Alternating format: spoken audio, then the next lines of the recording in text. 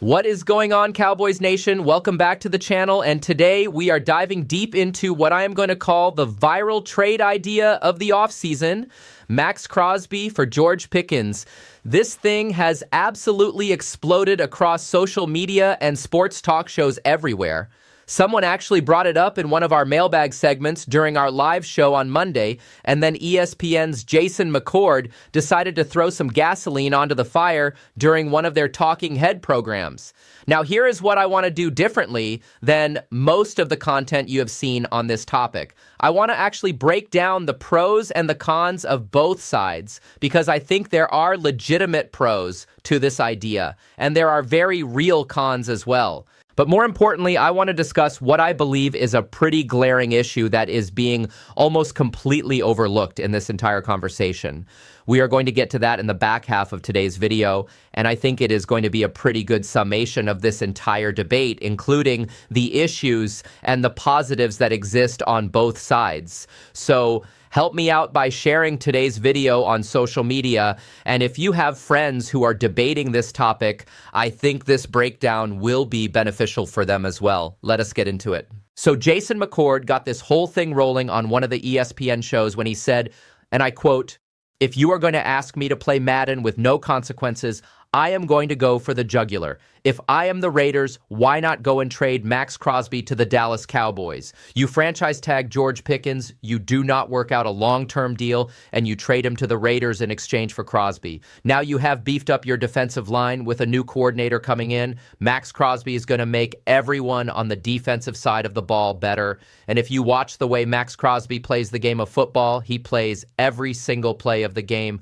with maximum effort. And for the Raiders, you get a weapon in George Pickens. If you have Fernando Mendoza at quarterback, you need some weapons on the outside, and now you have got a dog out there in George Pickens. Now, for starters, I want to thank Jason for acknowledging up front that this is Madden-style analysis. I appreciate the honesty there, and sometimes when you do not take these hypotheticals too seriously, it actually ends up being a better conversation in the end.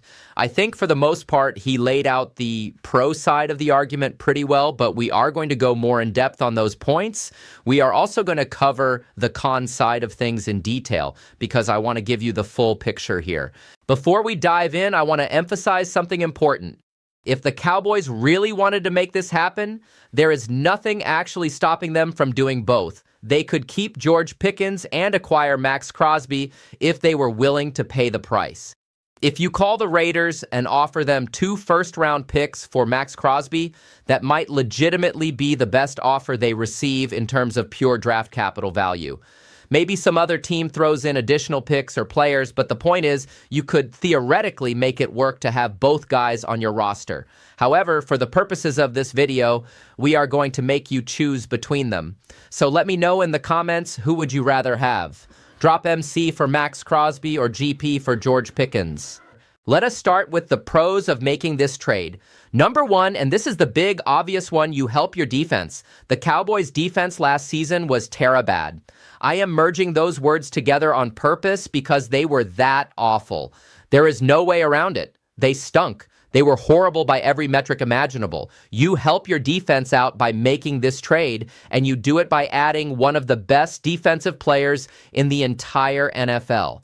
That is exactly who Maxx Crosby is. Now, I want to address the durability concerns because some people bring up the fact that he has missed a couple games recently. Yes, he sat out some games this year, and he probably could have pushed through some injuries last year. But here is the thing. In terms of actual snaps played over the last 4 years, the list of defensive linemen who have played more snaps than Maxx Crosby does not exist.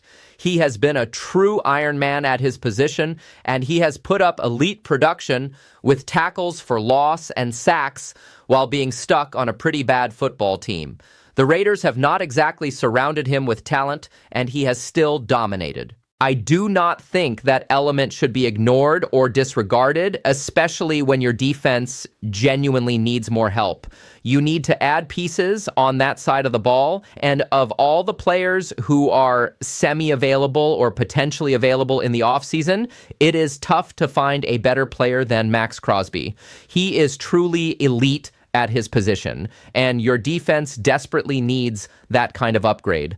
Another pro worth mentioning is that it is easier to find a number 2 wide receiver than it is to find an edge 1. I am putting easier in air quotes here because nothing in the NFL is truly easy, but relatively speaking, receiver depth exists in ways that elite edge rusher depth simply does not. I think Maxx Crosby is a top 5 edge in the entire NFL. As great as George Pickens played last year, I do not think he is a top 5 wide receiver in the league. Of course, he is also not really operating as a wide receiver too, but we will get to that on the con side in a little bit. There is also a financial element to consider here. Maxx Crosby is actually slightly cheaper than what George Pickens will probably command on his next contract. We are talking about a couple $1 million per year difference in overall contract value. And from a cap hit perspective, Crosby is extremely manageable. He is making less than $30 million per year, and you would restructure that first year hit and bring it down to around 14 or 15 million. It is actually extremely affordable for the level of play that you are getting in return. Now let us flip to the con side of this equation because there are legitimate concerns here. The biggest picture issue is this. This trade is the textbook definition of robbing Peter to pay Paul. Yes, you have helped your defense, but now your offense is not as good. You are moving on from a piece that you clearly know works and has helped make you a top 5 offense just to try to fix your defense.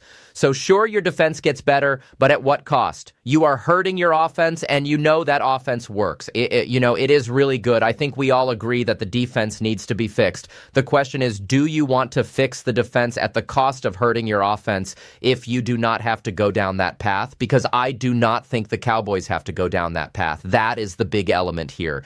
Yes, you are making your defense probably a lot better, but would you not rather find a way to improve on defense without taking a step backward on offense? Let me use some made-up numbers to illustrate this point.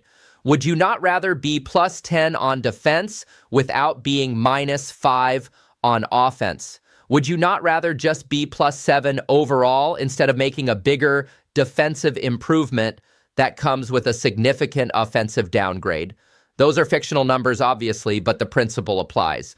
You might not improve the defense as dramatically through other means, but it also will not cost you the same downside on the offensive side of the ball. Another con worth discussing is the potential risk of upsetting key players on your roster. Now, granted, you are getting a really good player back in this scenario. It would go over a lot better with the locker room than if you just flipped Pickens for a draft pick, which we will discuss later. But it is obvious that Dak Prescott likes having George Pickens on the team.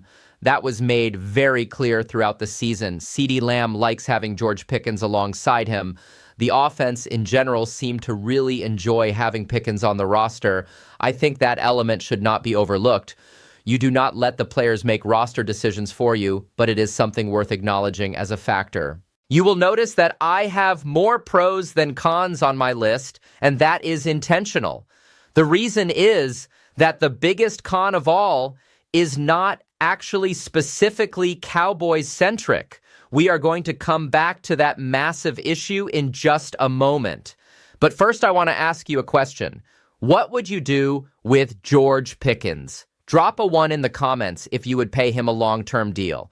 Drop a 2 if you would trade him. Drop a 3 if you would just tag him and let him play on the tag without doing a long-term deal or a trade. Let me know where you stand. Now, here is the big issue that I think is mostly being overlooked in this entire Maxx Crosby for George Pickens trade conversation. Everything has been framed as a straight-up swap between the two parties, 1 for 1. Crosby to Dallas and Pickens to Vegas. That is not how it would actually work if this hypothetical trade ever went down in reality. That is not how the NFL views these two players from a trade value perspective. They are not viewed as equals. I especially do not think the Raiders would agree to a straight swap. I mean, think about it, guys. Pickens got in trouble within like 30 hours of being in Vegas. I do not know if that is actually the fit the Raiders would want out there. There are real concerns about bringing that personality into that organization. But more importantly, the reported trade values for these two players are significantly different.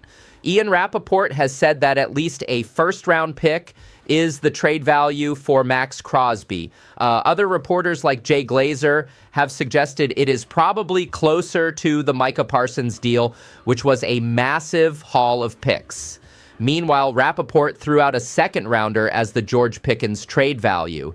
Nick Harris supported something similar, suggesting a second-round pick and maybe a day 3 pick swap.